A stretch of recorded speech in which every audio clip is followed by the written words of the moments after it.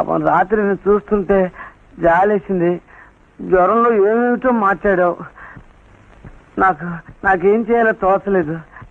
వెంటనే ఆచార్య గారిని పిలుచుకొచ్చాను. ఆయన నువ్వు ఖాళీ కడుపుతూ ఉండకూడదని చెప్పాడు. అందుకని గంజి కాచాను. నువ్వేమో నిద్ర అవుతున్నావు.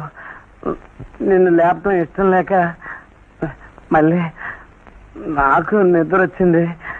నాకే తెలియలేదు. ఇక్కడే పడుకుని నిద్ర అయ్యాను. మళ్ళీ అత్త కోడిని పెంచింది, మేకను పెంచింది, కానీ కుక్కను పెంచలేదు. ఈ కుంటుండగా పెంచింది. మళ్ళీ ఇక నుంచి నిన్ను జాగ్రత్తగా చూసుకోవాల్సింది నేనేగా.